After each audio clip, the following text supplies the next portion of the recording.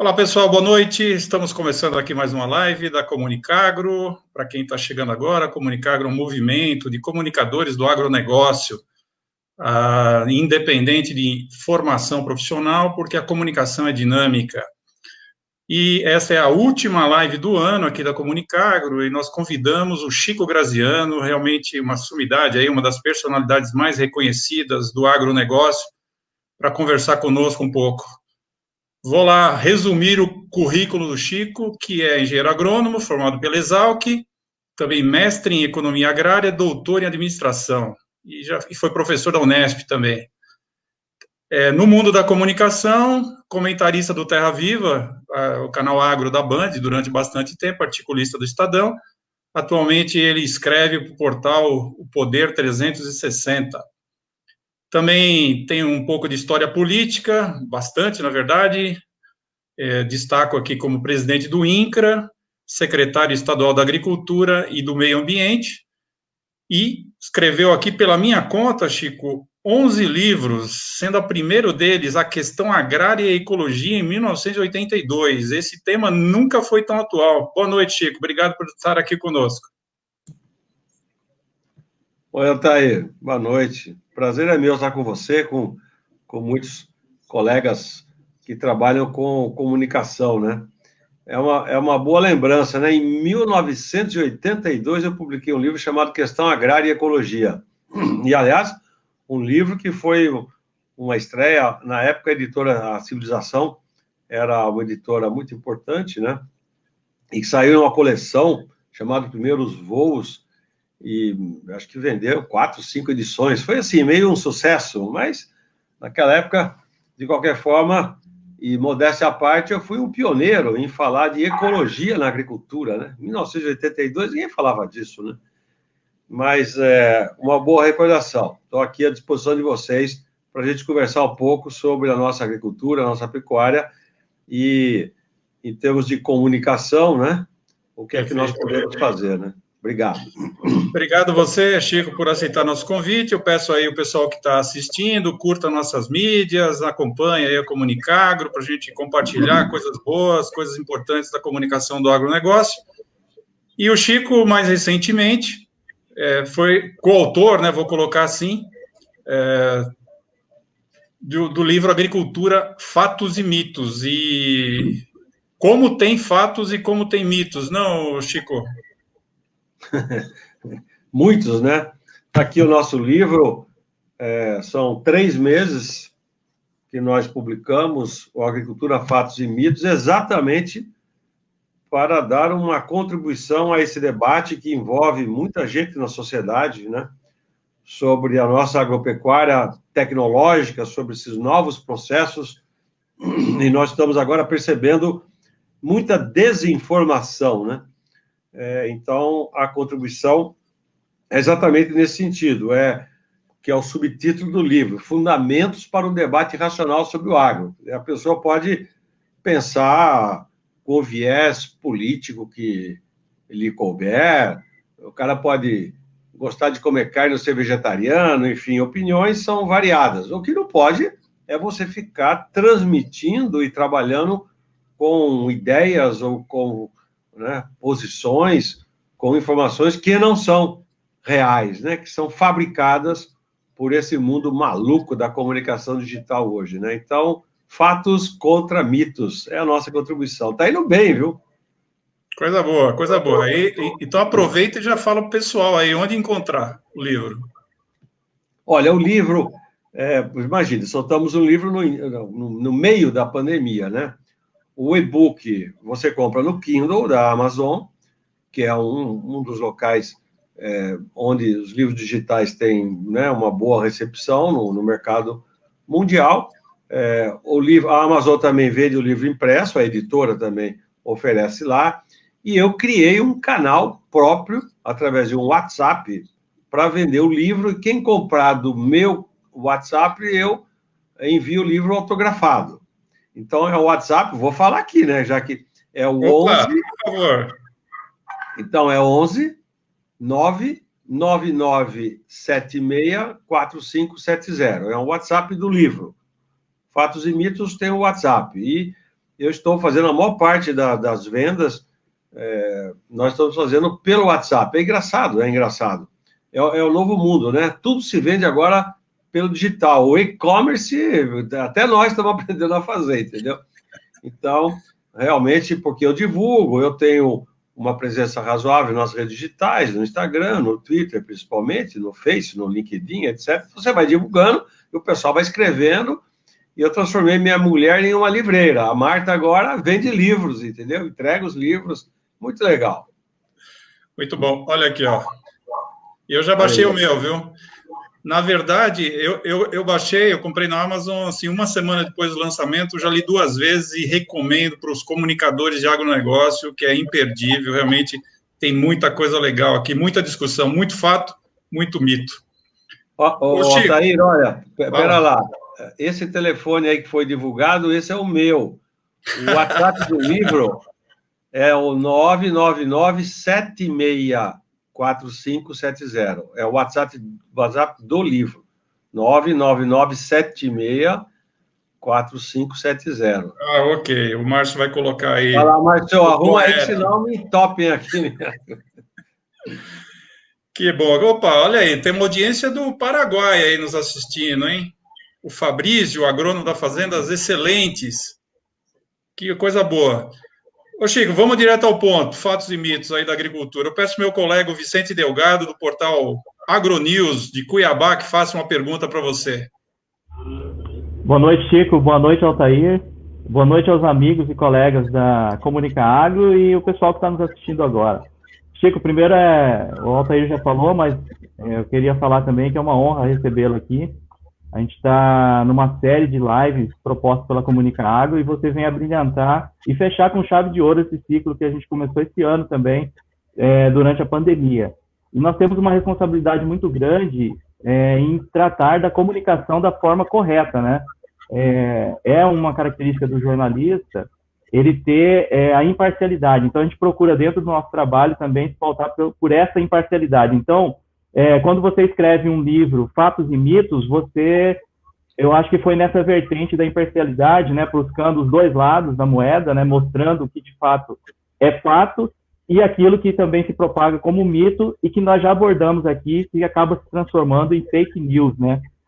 O agro, ele é alvo sempre de fake news, baseado nesses mitos que são criados ao longo aí dos anos, enfim, com cunho político, etc., que você com certeza vai esclarecer bem hoje aqui para nós. Então, a minha primeira pergunta é a seguinte, eu acho que é um tema bastante recente e polêmico, a questão do desmatamento, né, principalmente na Amazônia, aquilo que a gente vem enfrentando. Esse ano a gente teve um volume muito alto de incêndios e se houve muitas informações que a gente não sabe se é fato ou mito. Então, eu gostaria de perguntar para você, que é o especialista, se esse incêndio provocado na Amazônia tem a ver com o desmatamento, isso é fato ou é um mito? Por favor, Chico. Oi, Vicente, prazer falar com você, viu? Esse assunto, ele é complexo, né? Nós estamos, efetivamente, assistindo a um aumento do desmatamento no Brasil, especialmente do desmatamento na Amazônia. Então, isso é um fato. Este aumento, ele vem desde 2012, portanto, ele não é causado pelo governo Bolsonaro, embora nos 2 primeiros anos do governo Bolsonaro tenha continuado essa série de aumentos. Então, houve uma tendência de queda, essa tendência se reverteu a partir de 2012 e continua seguindo. O governo fala que está atuando, que está controlando, mas efetivamente a gente percebe que não está. O maior mito relacionado com a questão do desmatamento, isso é muito tratado no nosso livro, é a compreensão de que sem desmatamento não existiria civilização. Então, a história do desmatamento, globalmente falando, e no Brasil também, é a história da civilização humana, né? Seria impossível seria possível eu estar aqui, você aí em Cuiabá, que acho que você está, etc., se nós não tivéssemos suprimido áreas naturais e substituído essas áreas por áreas que produzem alimentos, porque como é que existiriam as cidades? Então, a compreensão fundamental é de que o desmatamento ele não é provocado pelo agricultor. Ele é demandado pela civilização e o agricultor o executa. Às vezes executa mal, porque às vezes faz o desmatamento ilegal, não pede autorização. Em cada país você tem uma legislação, no Brasil nós temos o Código Florestal. Então você não pode sair por aí derrubando árvores sem ter autorização, mas o desmatamento autorizado, legalizado, no Brasil, dentro do Código Florestal, ele tem que ser aceito dessa forma, é uma jornada civilizatória, né? Nós somos em bilhões de pessoas, e no livro nós deixamos muito claro que, pelo menos no cenário mais aceito, que é aquele cenário que foi elaborado pela FAO, que é um órgão da ONU, até 2050, mostra que terá que haver mais e uma razoável, uma forte expansão da agropecuária para atender a demanda mundial por alimentos. É verdade que hoje essa demanda ela está sendo atendida principalmente por aumentos de produtividade na mesma área, mas a pressão sobre áreas naturais, no Brasil, na Indonésia, no Paraguai, na África, vai continuar, porque a demanda por alimentos está crescendo devido à urbanização e devido, principalmente, ao aumento da renda média das famílias no mundo. Então, é preciso você explicar direito, né, que quem realiza o desmatamento não é um cara do mal, né? O desmatamento é natural, é próprio da civilização humana. Claro que ele tem limites. Nós estamos chegando aqui no Brasil, na minha compreensão, nós ainda ocuparemos novas áreas nos próximos 10 anos. Depois, nós teremos encerrado esse processo. Tem que ver, portanto, como um processo histórico. Perfeito. Muito bom. Altair, acho que é isso aí. Contigo. Opa. Obrigado, Vicente.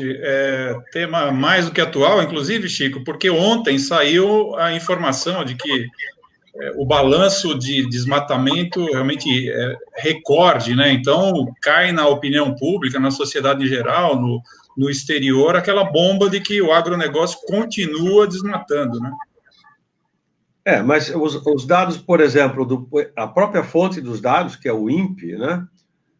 Nos dois sistemas que ele mede, mostra que na década passada, o maior vetor de desmatamento na Amazônia, especialmente, veio de projetos de reforma agrária. O maior vetor, né? Então, você tem vários vetores que levam ao desmatamento. Você tem assentamentos de reforma agrária, que foi muito importante. Agora já devastaram tudo, então agora caiu. Você tem criminosos da floresta, ou seja, entram em áreas indígenas, entram em parques e reservas, roubam a madeira e vão embora, e depois, né, vem aquele processo criminoso de ocupação, e você tem desmatamento de agricultores, parte que é autorizado e parte também irregular. Então, quando você decompõe essas informações, você vai responder a pergunta mais importante, que é o seguinte: quem é que realiza o desmatamento? Não é só o agricultor, e nem sempre o agricultor tem sido o principal vetor do desmatamento. Então, isso que precisa ficar claro para a sociedade, né? Mas a conta acaba vindo toda para o agro, né, Chico? Bom, agradecemos aí também a presença do Cristiano Machado, lá do Tocantins, que está nos assistindo, ele é do portal Norte Agropecuário. E vamos em frente, aliás, dando crédito devido, Chico, o Décio Luiz Gazzoni e a Maria Tereza Pedroso, né, assinam um livro com você. Eu trabalhei no livro por mais ou menos 1 ano e meio. Qual é a origem do livro Agricultura, Fatos e Mitos? Eu fui a um debate promovido pela Jovem Pan aqui em São Paulo, há algum tempo. Esse debate chamava Alimentos e Alimentação, Fatos e Mitos, alguma coisa assim. Mas o foco era sobre alimentação. Eu fui lá coordenar o debate, foi um dia todo de trabalho. E eu saí de lá muito impressionado com o grau de desinformação que eu tinha visto lá. Havia muitos chefes de cozinha, havia muitos jornalistas, havia poucos técnicos, agrônomos ou agricultores, quase nada. Então, eu lá falei, fiz alguns comentários e vi que as pessoas ficavam impressionadas com os meus comentários. Por exemplo, sobre contaminação de alimentos por defensivos agrícolas, os perigosos agrotóxicos, ou sobre esse mito incrível de que 70% dos alimentos do Brasil são produzidos pela agricultura familiar. Então, eu fiz lá algumas considerações e fiquei impressionado com as reações. Voltei para casa e falei, vou escrever um livro sobre isso. E depois de 1 ano e meio, eu convidei o Décio, que é um dileto amigo meu, agrônomo da Embrapa de Londrina, uma sumidade, uma inteligência, e depois, casualmente, me encontrei com Maria Tereza Pedroso, que também é da Embrapa Hortaliças, lá de Brasília, e nós aí trabalhamos mais outros 1 ano e meio, então foram 3 anos para chegar a esse resultado, sempre procurando mostrar. Fato é aquilo que tem referência científica. Mito é aquilo que surge, você não sabe de onde, tem várias origens. Então, para ser fato, precisa ter uma referência, uma publicação, né, um artigo científico publicado, uma descoberta. O mito é aquilo que surge, você vai procurar de onde que surgiu, quem disse aquilo, mas é um disse que disse, é um acho isso, é um acho aquilo, você não tem uma referência reconhecida, né, tecnicamente ou cientificamente. Aí, então, nós elaboramos o nosso livro. Maravilha. E agora sim, passando o WhatsApp do livro corretamente, 11 99976 4570, correto? Beleza, aí, tá na tela. Agora vamos passar para o nosso colega José Cunha, do Canal do Boi, Sistema SBA de Campo Grande. Zé, contigo. E aí, boa noite pessoal que está nos assistindo, boa noite Altair, boa noite Chico, boa noite aos colegas. Chico, parabéns pelo livro, é um prazer, né, poder estar falando com você aqui.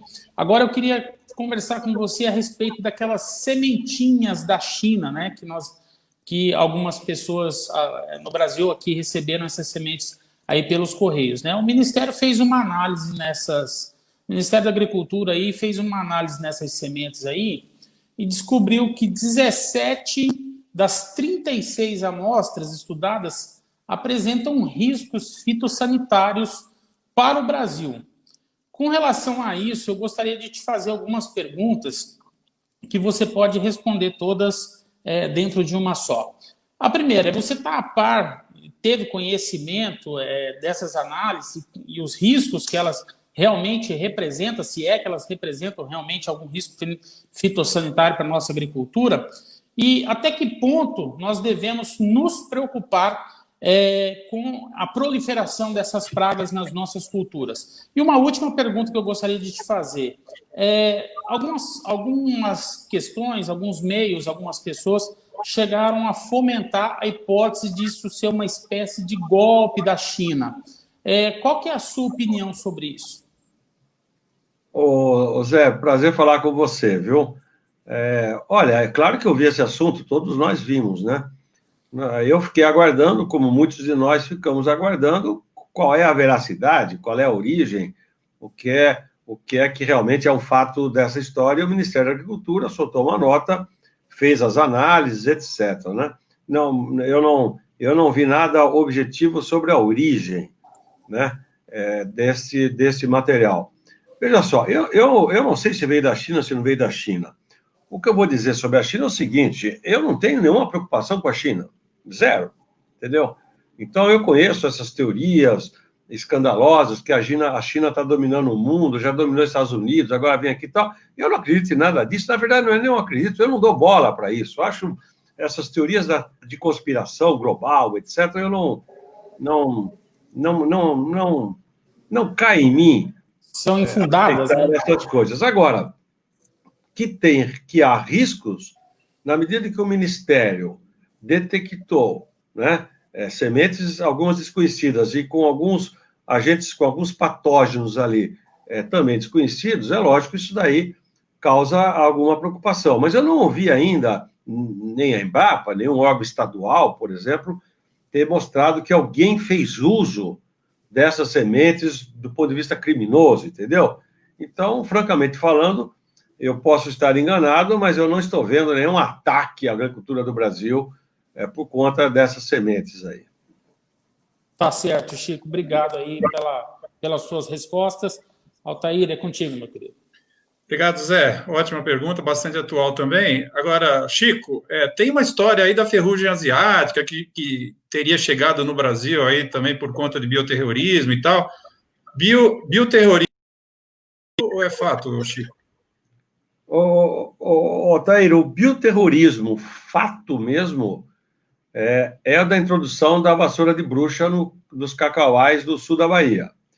É uma história que eu já conhecia, de ler, de assistir algumas coisas, mas eu estive lá no sul da Bahia há 30 dias, mais ou menos, o mês passado, passei 3 dias por lá, e realmente aí me inteirei melhor, né, daquela barbaridade que eu acabei gravando alguns vídeos dizendo que é o maior crime contra a agricultura jamais feita em algum país, em algum lugar do mundo.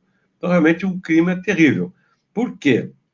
Porque, realmente, por razões provavelmente políticas, nunca serão provadas, mas são ditas, porque houve sindicância, houve apuração, sem conclusão, mas, possivelmente, uma intenção política, foram buscar, né, galhos contaminados com fungo e esses galhos foram encontrados amarrados em plantas sadias de fazendas do sul da Bahia, ficando claro que houve um ato humano deliberado, que é o nome de um vídeo que conta essa história, né? Um vídeo que merece ser assistido. Quanto às outras introduções, no meu conhecimento, eu não sei de nenhuma comprovação de que elas tenham sido feitas nessa linha de bioterrorismo. Portanto, ou é desconhecido, eu diria, é um mito. O fato mesmo é a vassoura de bruxa do sul da Bahia. Eu vi o seu vídeo lá e o agronegócio brasileiro é tão fantástico que você até falou da ressurreição, né? Quer dizer, já está superando esse desafio e ganhando produtividade novamente, né? É impressionante. E essa história, que é assim que evolui a civilização, né? Ela derrubou um mito de que o cacau tem que ser produzido no subbosque da floresta, né? Porque sempre os cacauais foram plantados dentro da Mata Atlântica, né? E os novos sistemas de produção, com as novas variedades que foram desenvolvidas pelos pesquisadores, hoje está se plantando cacau intercalado com seringueira, né? Então, existe um meio sombreamento da seringueira sobre o cacau e existem muitas lavouras de cacau no sol pleno, né? Como muitas lavouras estão sendo também levadas à região de Altamira. O Pará hoje rivaliza com a Bahia quem é o maior estado produtor de cacau no Brasil. Ninguém esperava isso, né? Então, o avanço tecnológico, ele vai superando essas dificuldades e vai oferecendo cenários desconhecidos até pouco tempo. Fantástico, realmente fantástico. Obrigado aí pela presença do Daniel Costa, da revista Nelore, também está com a gente aqui. Eu vou passar agora para Vânia Marques, da Folha AgroSul, do sul de Minas Gerais. Vânia, é contigo. Vânia está aí? Enquanto a Vânia aparece, tem uma pergunta, inclusive, do Cristiano Machado, lá do Norte Agropecuário do Tocantins, Chico. Ele fala aqui, ó, o produtor rural deve dominar e não temer a agenda da sustentabilidade, é o grande negócio. Foi uma palestra sua em Palmas em 2018. Ele pergunta o que mudou de lá para cá, se mudou alguma coisa. E qual a sua ideia para que o agro possa se comunicar mais e melhor? Esse assunto daria uma live inteira, né? Mas, enfim, quais são os principais conselhos que você daria? Pois não, Cristiano, prazer de estar me dirigindo a você aqui. Me lembro de algumas de nossas conversas aí em Palmas, né? Aliás, este final de semana, sexta, sábado e domingo, eu darei aulas no MBA da Fundação Getúlio Vargas para uma turma de Palmas, né? Nos anos anteriores, eu estive presencialmente na capital do Tocantins. Hoje, pelo Zoom, vou dar aulas para uma turma de Palmas, que são 17 alunos do MBA. Aliás, isso é importante, Otávio, porque com essa história de quando a pessoa, quando a gente já tem certa idade, né, vai apresentar, fala um monte de coisa que você já foi, né? E esquece de falar o que você é, né? Então, eu sou professor de pós-graduação da Fundação Getúlio Vargas, né? Eu dou aulas normalmente até hoje, a coisa que eu mais gosto de fazer é dar aulas. E conheci nessas andanças por aí, porque os MBAs da FGV, eles são descentralizados, né?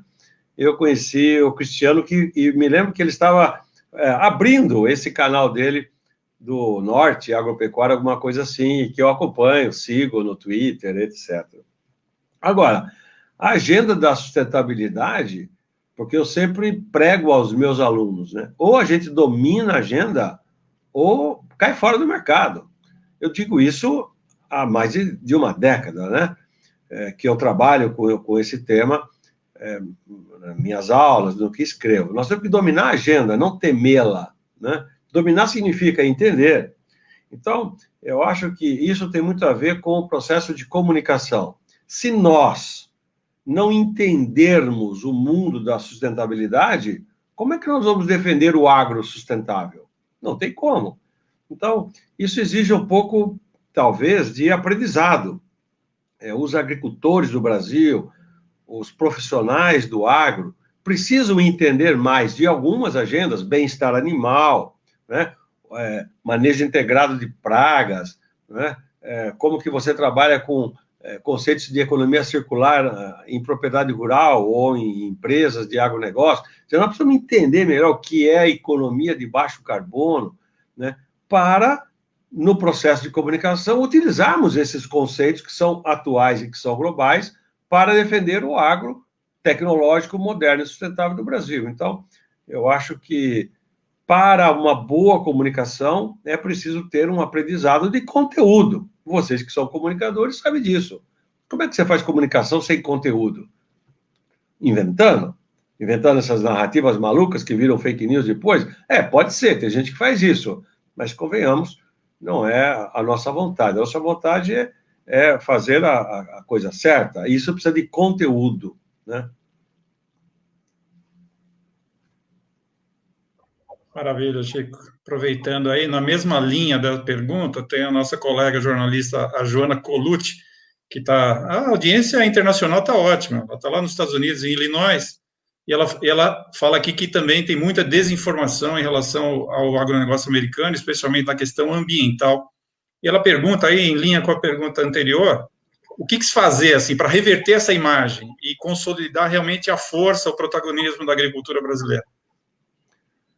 Joana, e a todos vocês, eu estou convencido de que o melhor caminho para nós enfrentarmos esse jogo da informação e da desinformação e esse ataque constante à imagem do agro, eu estou cada vez mais convencido que o nosso melhor caminho é o ativismo digital. Quer dizer, é pensar diferente do que sempre pensamos. Em que medida? Pelo fato de que nós sempre imaginamos fazer uma campanha de comunicação. E o agro já fez várias campanhas de comunicação, tradicionalmente, né? As tradicionais. Então, você bola o negócio, contrata pessoas, todo mundo faz uma vaquinha, bota dinheiro e faz uma campanha. Hoje em dia, o processo de comunicação e, principalmente, o processo de ataque à imagem do agro, ele vem pulverizadamente. Então, se cada um de nós, não reagirmos a esses ataques, se cada um de nós não contarmos a nossa história, como é que você vai querer que os jovens que inundam a rede social se informem? Eles vão se informar só com a Anitta, que fala aquelas bobagens, a Bela Gil, que fica defendendo o PSOL a vida toda falando bobagem também, ou esse maluco do Boulos aí, que eu dei uma patada nele agora, porque realmente ele passou do ponto. Então, o que eu tenho defendido, especialmente nesses últimos meses, talvez um pouco mais, é o seguinte: vá para a rede, conte a sua história. Você reformou o curral da sua propriedade? Você trabalha com bem-estar animal? Conte isto para os outros. Porque se nós não contamos a nossa boa história, as crianças, os jovens, ficam sendo influenciadas pela história de quem não entende do agro e acha que nós ainda fazemos a agricultura que você fazia no passado. Então, no século XXI, o Brasil não estaria dominando o mundo do agronegócio, está começando a dominar, se nós não tivéssemos uma agricultura muito tecnológica, muito competitiva e muito saudável. Porque nós vendemos alimentos para 160 países.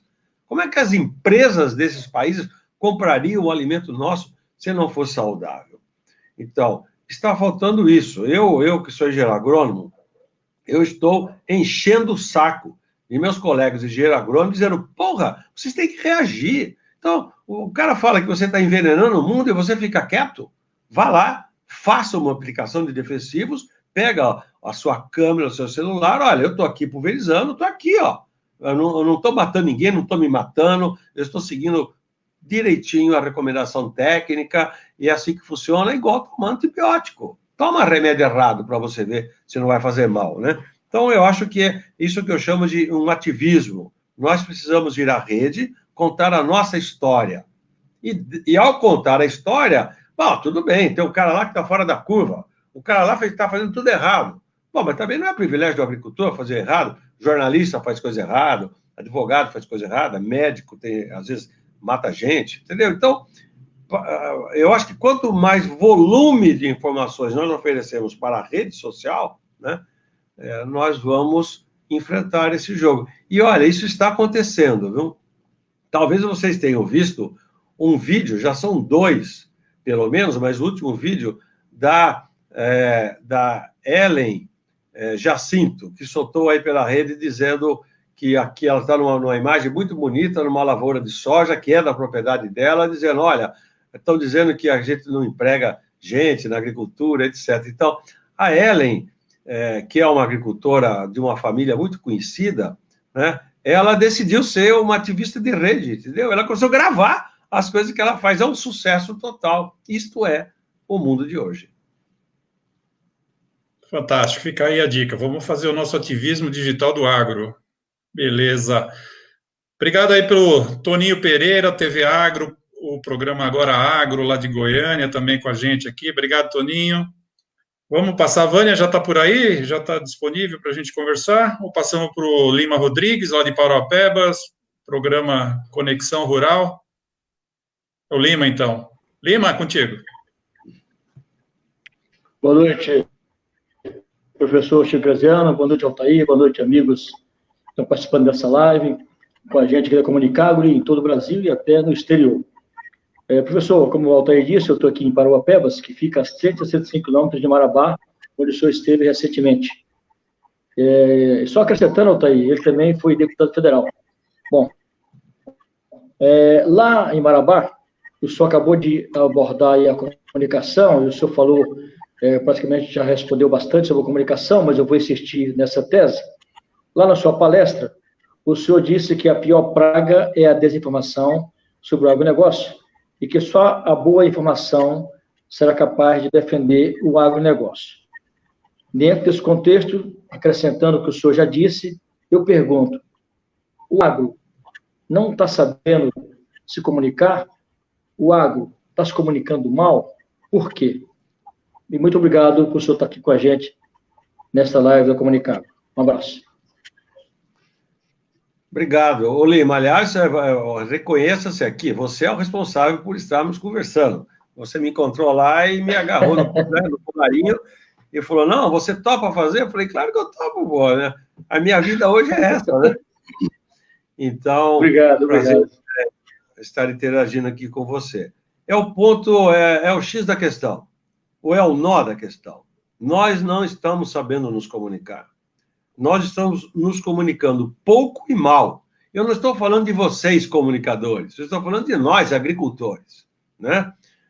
Os agricultores, eu nunca entendi direito também, nunca fui um estudioso assim disso, mas como agricultor, ele tem uma jornada meio distante, meio isolada, ele levanta de madrugada, vai lá, volta, está cansado, toma um banho.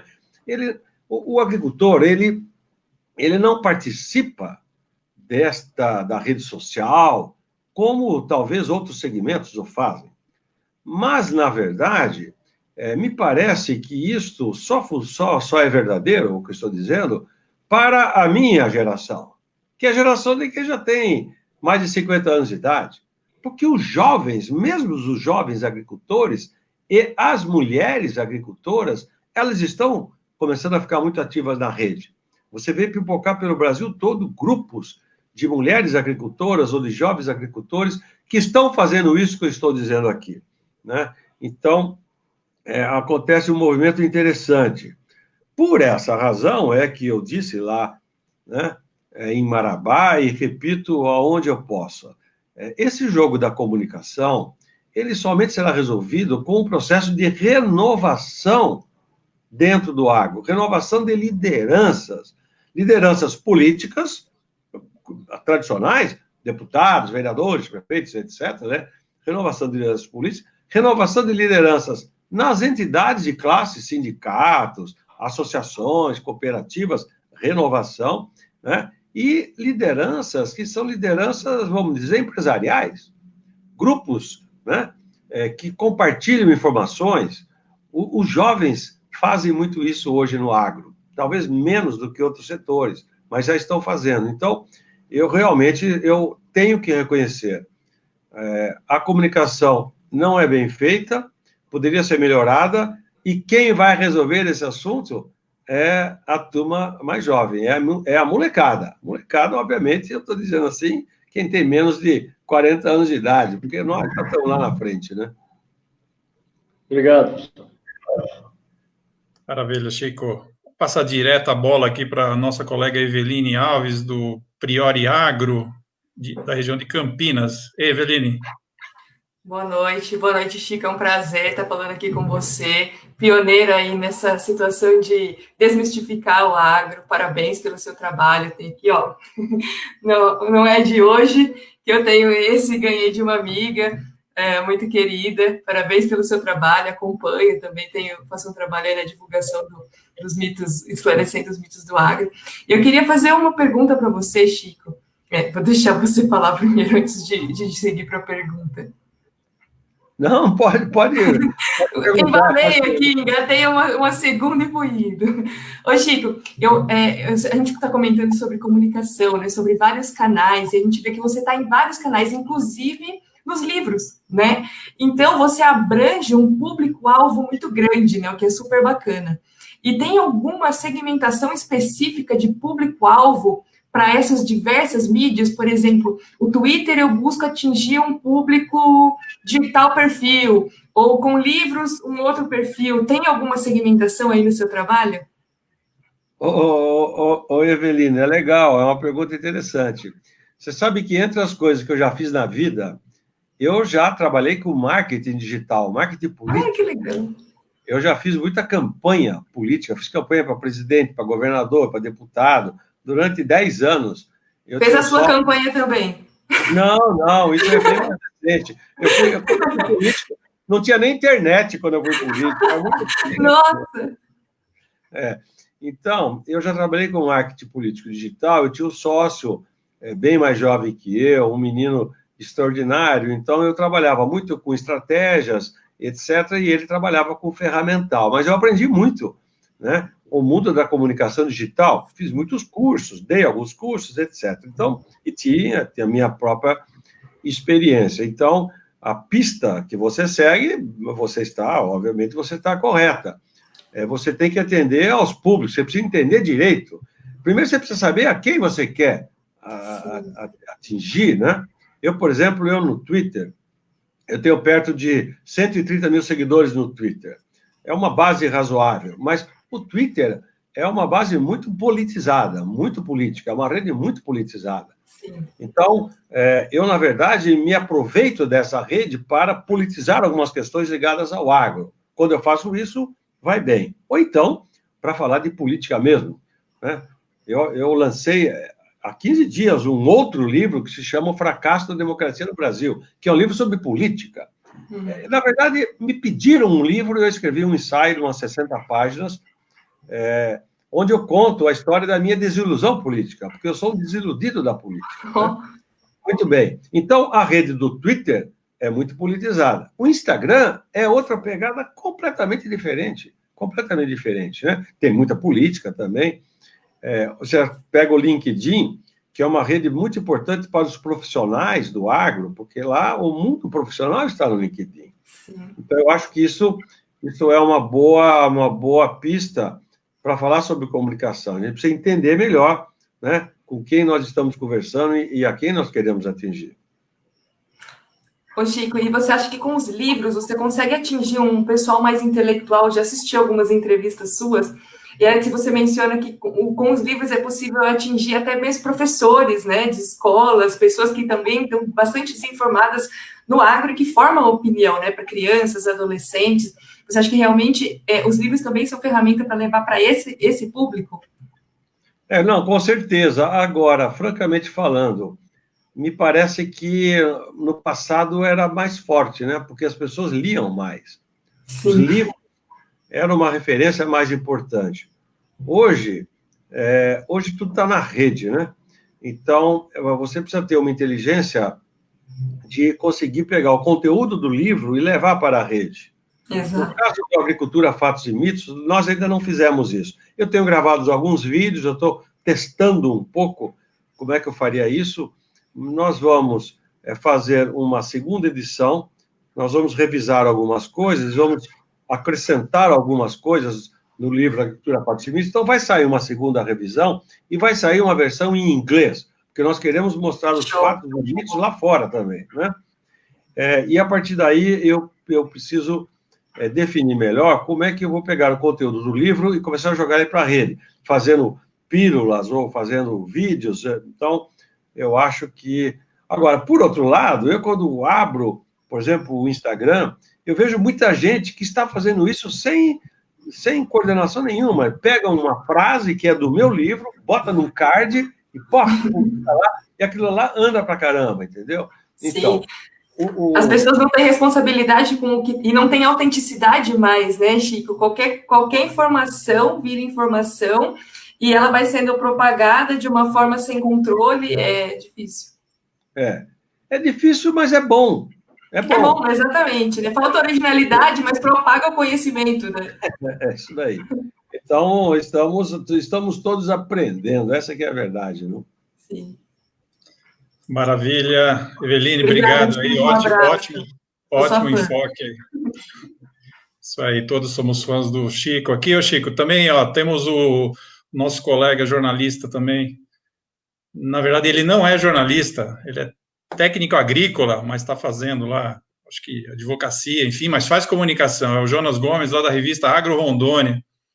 E também recebemos aqui uma mensagem do Euclides de Souza, que é o Goianinho. Ele está em Talismã, Tocantins. Está curtindo muito o que você está falando aí, especialmente sobre redes sociais. Você está mostrando que realmente você entende do mundo digital, viu, Chico?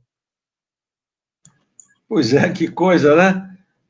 E eu sou da velha guarda, né? Mas eu realmente sempre fiquei muito curioso. E como na época, quando a internet começou a crescer, o mundo digital começou a crescer, eu ainda fazia o meu trabalho lá no Terra Viva, lá na Bandeirantes. E eu ficava sempre muito curioso, né, como é que aquelas coisas funcionavam, não só o mundo da comunicação tradicional, né, mas também vendo surgir a Band News, etc., aquela coisa tudo, né, rápida. E aí... fiz o meu aprendizado, mas você vê que legal, né? O Jonas, o Goianinho, estão por aí vendo a gente, né? Sabe, este pertencimento, né? Quer dizer, esse fato de que nós podemos ter uma rede muito grande de informação, se nós atuarmos para isso é que faz a diferença na comunicação, né? Então, parece que nós estamos conseguindo formar uma rede grande, né? Na medida... E eu percebo isso porque eu viajo muito, então eu vou para Marabá, eu vou para Ilhéus, na Bahia, né? Depois eu vou para não sei aonde, eu estou encontrando... Todos nós estamos começando a nos conversar mais. Isso aqui é o que precisava. Maravilha. Agradecer também o Gilberto Vieira de Souza, que é aqui de São Paulo, que está por aqui também. A Maressa Vilela Bettencourt. Olha aí, sempre bom escutar o professor. Parabéns, trazendo informações. Enfim, audiência, você puxa audiências. Vamos te convidar mais vezes aqui, viu, Chico? Vamos passar a bola agora para o nosso colega, o Márcio Perucci, do portal Compre Rural, aqui de Ribeirão Preto, para uma pergunta. Vai lá, Márcio. Boa noite, Chico. Prazer enorme falar com você. Parabéns por esse ativismo digital. Você se diz da velha guarda, com acima de 50 anos, mas o seu ativismo digital é algo notório e da gente poder aclamar mesmo e agradecer você, principalmente o agronegócio.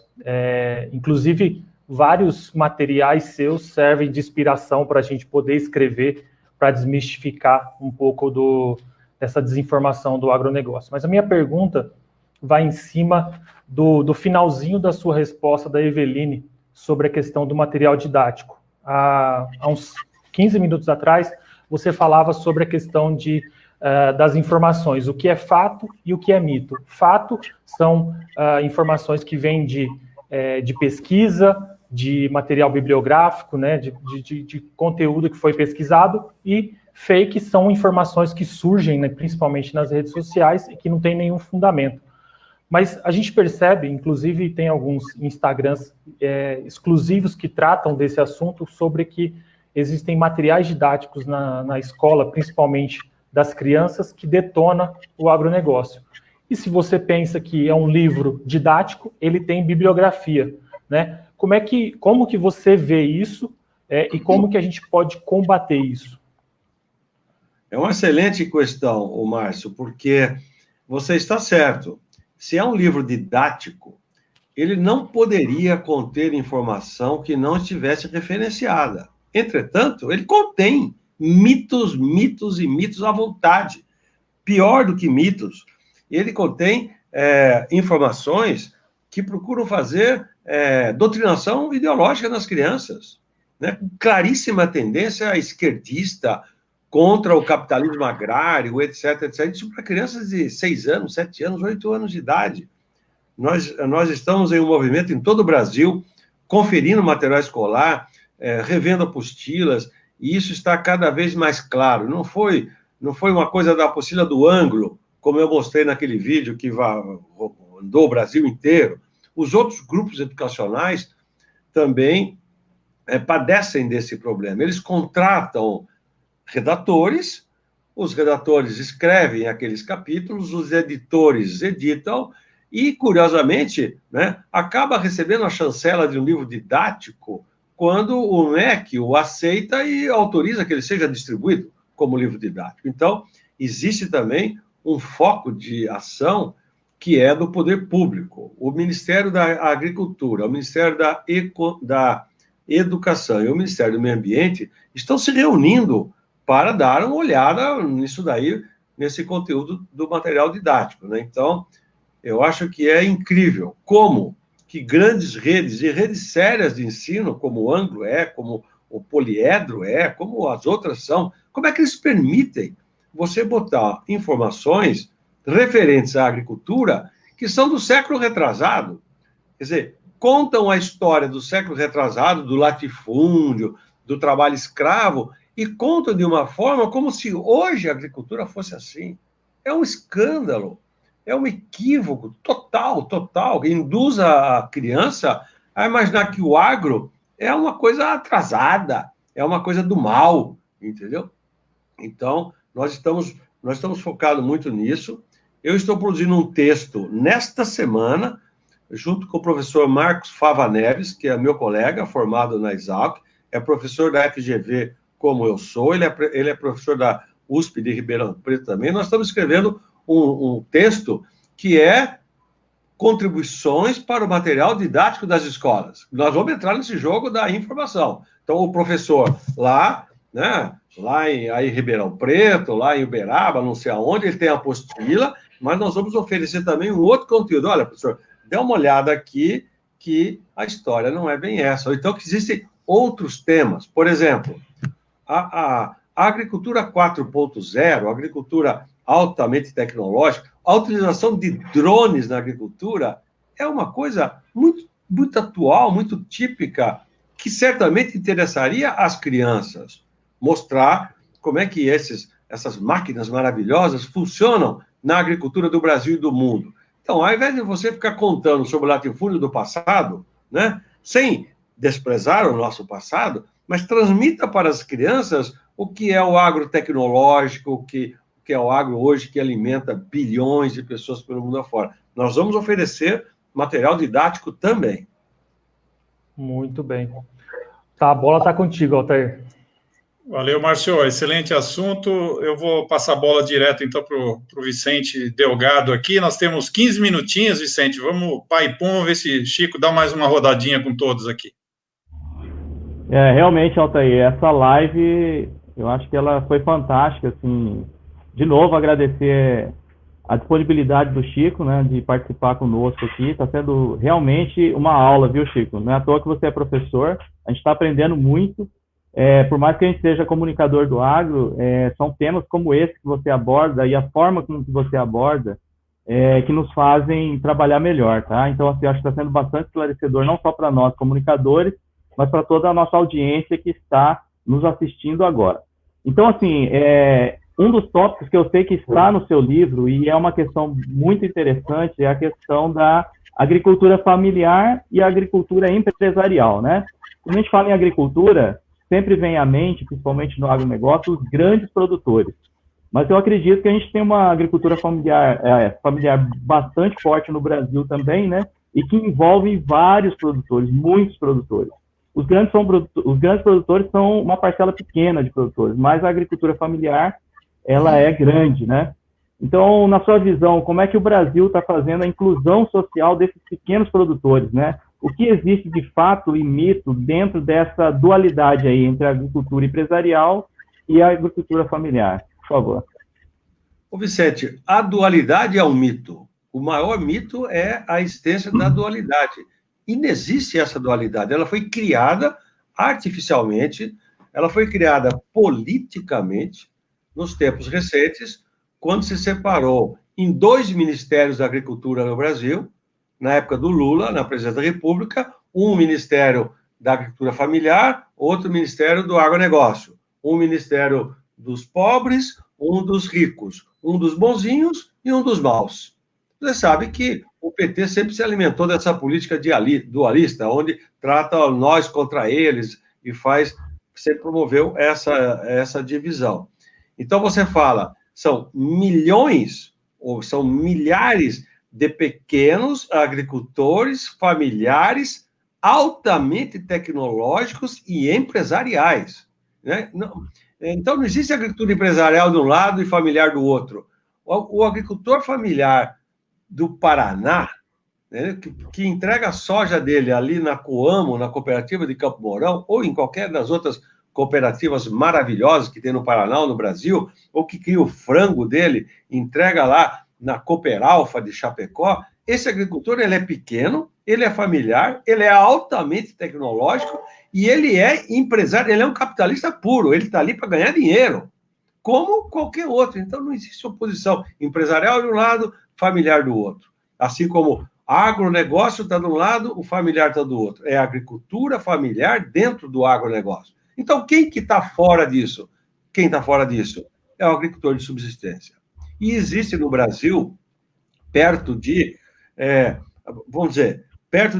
2 milhões entre os 4 milhões e meio de estabelecimentos rurais do Brasil, que declaram renda da atividade, você tem perto, no mínimo, de 2 milhões e meio que são pequenos agricultores de subsistência. Esses estão fora do mercado.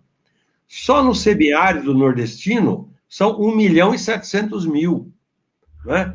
Que esses mal produzem e vende um ovo caipira aqui na feira, mata uma galinha aqui, entrega ali. Então, você tem a pobreza rural, ela é muito séria.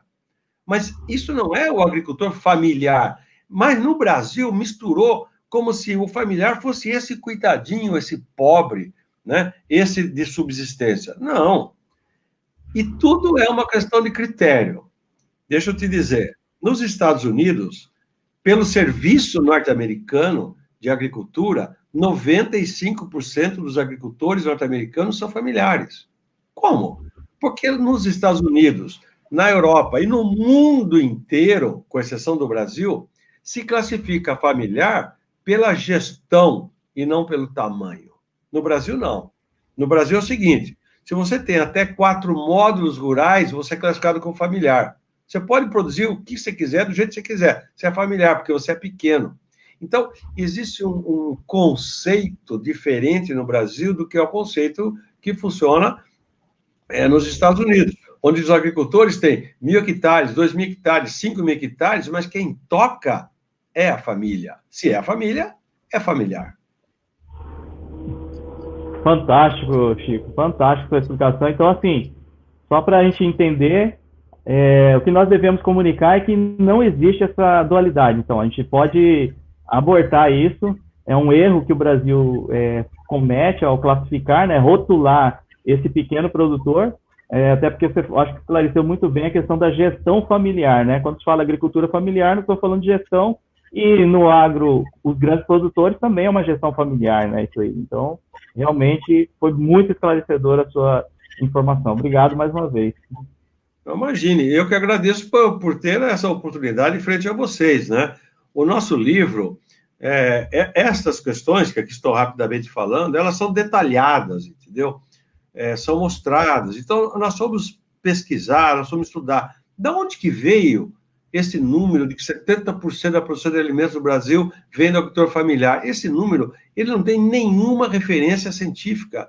Não existe nenhum estudo, nenhum trabalho. Olha, não existe sequer nenhum artigo publicado que ofereça a base de onde saiu esse número dos 70%. Não existe isso.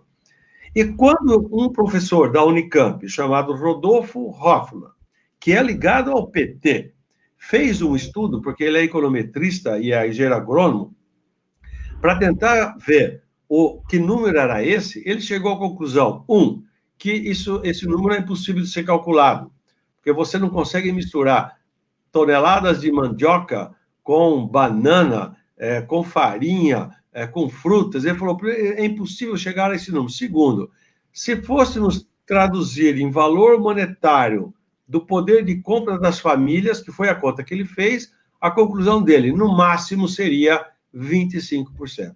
O professor publicou esse trabalho em uma revista científica, nunca foi divulgado para ninguém. Vocês nunca ouviram falar disso. Então, a base de dados é que dá a referência, né? A publicação. E aí virou um mantra.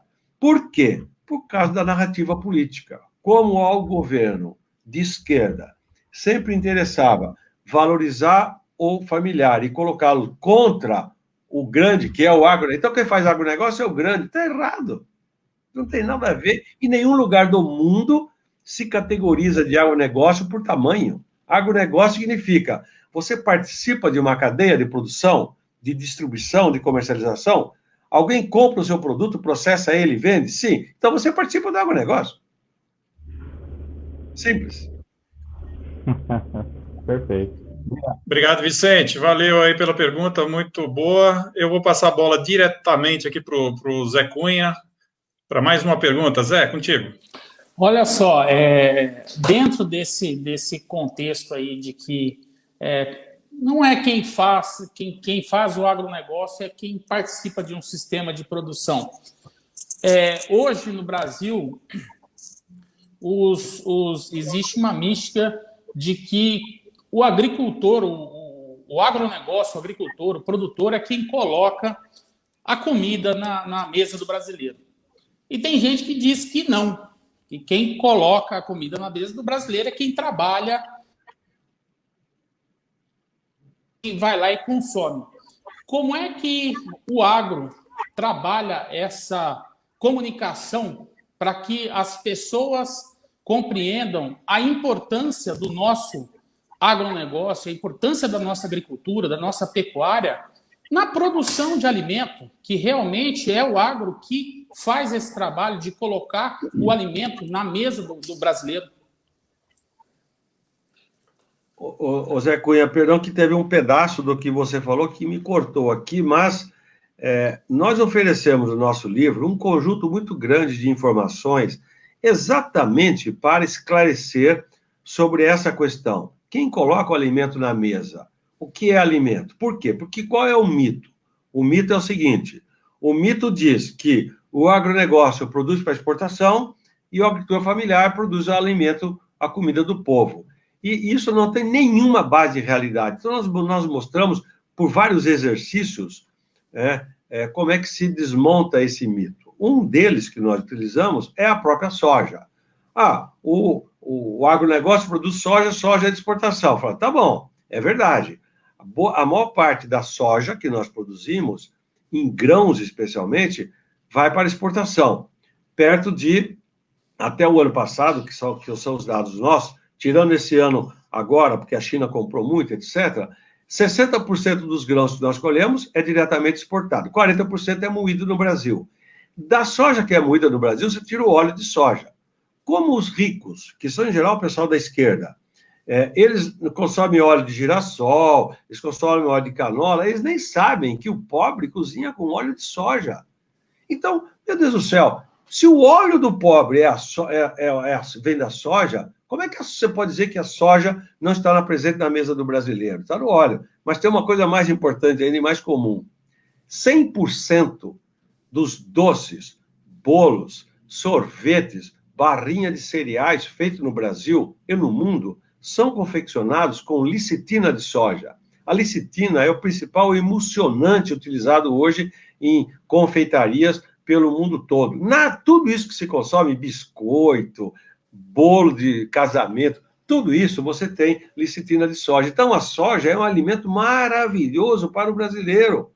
E nós exportamos para dezenas de países. Então, essa história de que o agronegócio só produz exportação e a comida vem do pequenininho, não tem nenhuma base de realidade. E a gente oferece muitas informações sobre isso. O que precisa, e nós estamos caminhando para o final da nossa conversa aqui, o que precisa, me desculpe se eu não quero parecer arrogante frente a vocês, é que os comunicadores nos ajudem mais, tendo essas informações. Obviamente eu não estou querendo fazer aqui, bom, eu gostaria que todos vocês comprassem 1000 livros cada um, mas não é isso. Essas informações, são informações técnicas, científicas, elas não são passadas adiante, né? Então, eu não sei, vocês que são comunicadores por princípio, né? Nos ajudem a fazer isso chegar em um número maior de pessoas, com os mitos. Ninguém sabe o que é uma lecitina de soja. Será que não dá para contar para os outros melhor essa história, né, da própria soja? Acho que dá, tem base de dados para isso.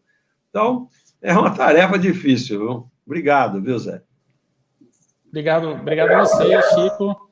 Altair. Valeu, Zé. Obrigado aí pela pergunta, excelente. Só tem uma pergunta aqui, Chico, que ela foge um pouquinho, mas desse assunto agora, mas é importante também, que é um recado legal, porque tem a ver com a água, do Wander Seixas, lá de Goiás, da TV Gazeta, Diário da Manhã e Portal Abrindo a Porteira. Ele fala assim, passam os governos, mas a questão de transporte, hidrovias, ferrovias, rodovias, e a integração não sai. Que comentário que você faz sobre isso, Chico? Seixas, eu estou vendo que está saindo. Está saindo. Está tudo muito atrasado. Por que não saiu, em geral? Por causa da roubalheira. Corrupção. Todas essas obras tinham esquemas de corrupção. E elas sempre ficaram enroscadas, perdidas nisso, atrasando, as empreiteiras ganhando dinheiro, pagando para tudo quanto é político dos estados, etc, etc. Então, realmente é lamentável que isso tenha acontecido. A nossa infraestrutura, a nossa logística de produção é muito atrasada, mas agora eu vejo, e todo mundo acompanha, que tem um ministro aí do Bolsonaro, tirando a nossa ministra da Agricultura, que é a campeã das campeãs, tem um ministro aí, acho que Tarcísio, não sei das quantas, o cara só dá notícia boa para a gente. Está fazendo um monte de coisa, não sei se é o Exército que está fazendo, não sei do que é, mas está entregando obras que estão há 20 anos paradas, pontes, rodovias, ferrovias. Então, eu avalio muito positivamente sobre esse quesito o atual momento que nós estamos vivendo. Quer dizer, dá a impressão que nós vamos recuperar pelo menos parte do atraso dessas obras de logística. Maravilha, Chico. Tem uma pergunta da Joana Colucci, mais uma aqui, lá dos Estados Unidos, que ela fala assim, o papel da comunicação na adoção das novas tecnologias digitais na agricultura. Faz um comentário sobre isso, por favor, Chico. Bom, eu já comentei bastante isso, né, Joana? Quer dizer, no fundo, nós precisamos nos comunicar mais e melhor. Melhor significa através dos meios de comunicação digital, né? Não é a campanha da Rede Globo que vai falar, vai mudar a opinião sobre o agro. É cada um de nós contando a sua própria história. É o que eu defendo, né? O ativismo, conforme eu já coloquei aqui. Nós temos que fazer isso. Os jovens, as mulheres, os homens, todo mundo, o agricultor está lá, reformou um curral, vai lá, olha, eu fiz aqui assim, assado, está com a mão calejada, sabe? Nós precisamos inundar a rede com as nossas histórias, são histórias de pessoas que têm muito valor, que trabalham muito duro, para vir um babaca daí na rede dizer que o agro é tóxico, o agro está matando as pessoas envenenadas, sabe? Então, nós precisamos realmente ser muito ferozes na defesa daquilo que nós fazemos. Maravilha, Chico. Para encerrar aqui, nada melhor do que terminar com o Lima Rodrigues, afinal de contas, ele que fez o convite. Então, Lima, a última pergunta com você. Vou registrar aqui o Carlos Eduardo, pecuarista de São Paulo, que também tem fazenda em Paragominas do Pará, está com certa dificuldade na internet, mas está acompanhando a gente lá em Paragominas do Pará, Fazenda Mutirão. O doutor Luiz Gustavo Garcia, advogado, especialista em direito agrário de Marabá, inclusive, que foi um dos responsáveis pela sua ida a Marabá, acabou de chegar num voo em Brasília e também está acompanhando a gente. E o Goianinho, que o Altair citou aí da pergunta, ele foi secretário de Agricultura de Eldorado do Carajás e fez até aquele projeto lá, Leite a Pasto. Um abraço aí para todos eles aí. Bom, professor, eu assisti a palestra do senhor lá em Marabá, durante a FEAGRO, mas eu gostaria que o senhor agora detalhasse mais aí para os nossos companheiros da Comunicagro, nossos colegas, e também para a audiência toda do Brasil e no exterior, se é mito ou é fato que o agrotóxico causa câncer. E muito obrigado mais uma vez. Esse é o mito mais horroroso, né? Que o agricultor utiliza defensivos agrícolas e o resíduo desses agrotóxicos estão matando as pessoas por câncer. Não há nenhum registro em nenhum lugar do mundo, né, de que isso esteja acontecendo, nem no exterior, nem no Brasil. Algumas moléculas, alguns ingredientes ativos que já não são mais permitidos de uso na agricultura, eles teriam um possível efeito cancerígeno detectado em laboratório, não no uso diário. E, se não me engano, nós citamos no livro, são 27 medicamentos humanos que são reconhecidos pela Organização Mundial da Saúde como com efeitos carcinogênicos. Portanto, tem que ser utilizado com muito cuidado. Ou seja, ingredientes químicos, né, eles têm que ser utilizados com cuidado. Se vão ou não causar câncer ou outras doenças, depende daquilo que os técnicos chamam da exposição ao perigo. A exposição ao perigo é determinada através de um conceito chamado risco.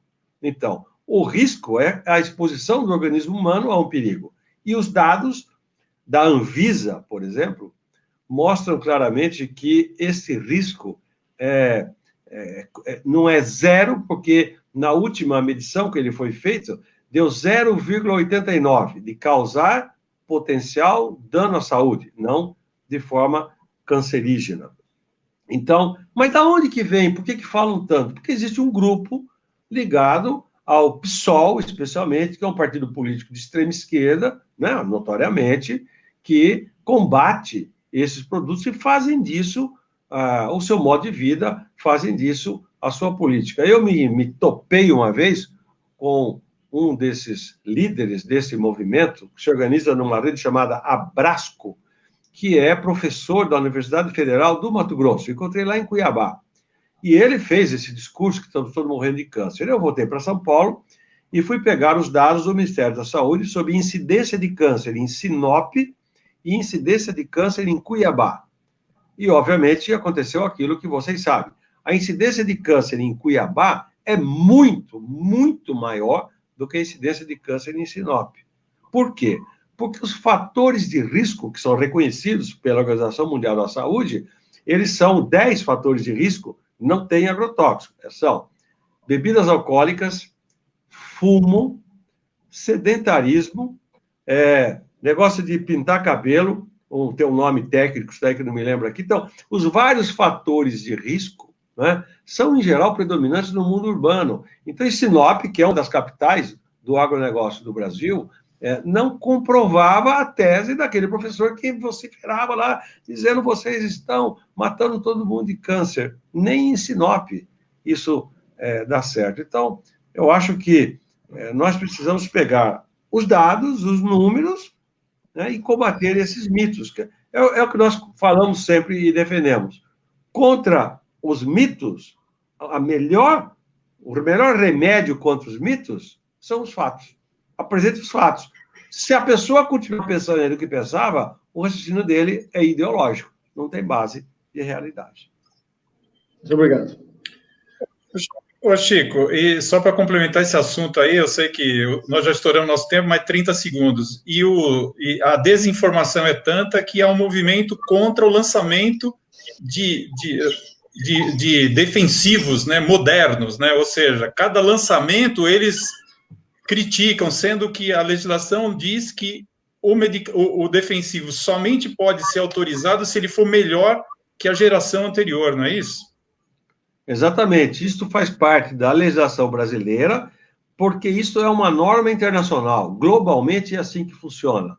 As agências reguladoras, elas têm critérios, esses critérios são disseminados globalmente, o Brasil segue esses critérios. E um dos critérios ele tem que, ao ser lançado no mercado, né, ele tem, e vai substituir algum outro, ele tem que ter uma toxicidade menor. E eu, toda vez que falo sobre isso, quando falo com jornalistas, com imprensa, o Diaba 4 que a gente fala hoje, eu gravo meus vídeos, etc., eu digo, escuta, me diga uma coisa, o que é novo pior do que o velho? Então, pega lá, por que um defensivo agrícola ou um agrotóxico, por que o novo seria pior que o velho? Aonde que tem? Vamos ver. Telefone celular. Você já comprou algum telefone celular novo pior do que você tinha? Não.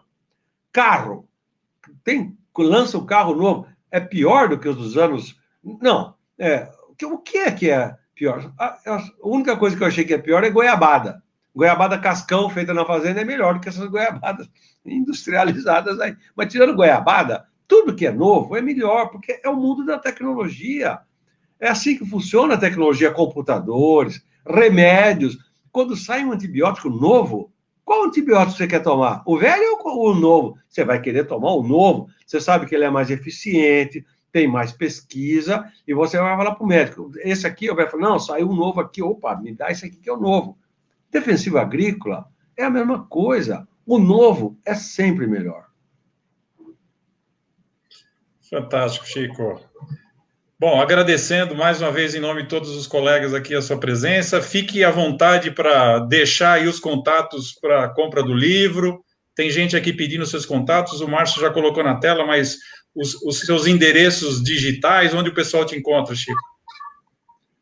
Pois não. Bom, eu na rede sou conhecido como @Chico Graziano, Chico com X, na maior parte das redes, né? Eu gostaria de conversar com vocês lá. Alguns eu conheço de lá, né? Vocês me acompanham. Eu acho que nós precisamos crescer. Existem alguns influenciadores jovens que estão se destacando no agro, né? Basicamente no Instagram. Eu tenho acompanhado isso, tenho visto. Alguns profissionais, médicos veterinários, zootecnistas, agrônomos, jovens em geral, né? Eu vejo, sempre repito, as mulheres, porque as mulheres são mais tranquilas para se expor, talvez, os homens são mais recatados, então estamos fazendo uma rede mais ativa. E eu gostaria realmente de oferecer meu livro a vocês. É a contribuição que o Décio, a Maria Tereza e eu demos para que os comunicadores façam isso. Eu me lembro, desde quando saiu no Brasil Transgênicos, foi em 1999, eu que estudava esse assunto de biotecnologia, porque tinha 2 amigos que trabalhavam com isso, eu estudei e aí me elegi deputado. E eu comecei a participar de algumas reuniões com jornalistas. Fiz isso em vários canais né, grupos de comunicação explicando, porque todo mundo tinha medo do transgênico. E aí eu ia lá e explicava, olha, o transgênico assim, assim, assado. Então, esse poder da comunicação que vocês dominam, isso é muito importante, né? Você tem que ter paciência e você tem que ter base, tem que ter conteúdo. O Agricultura, Fatos e Mitos é o conteúdo, não é todo.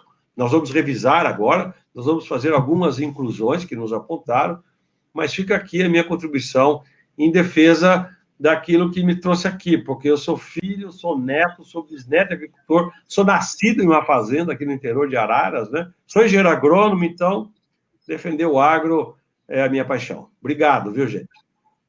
Obrigado, valeu, Chico. Obrigado a todos. Muito bom, sensacional aí. Valeu, gente.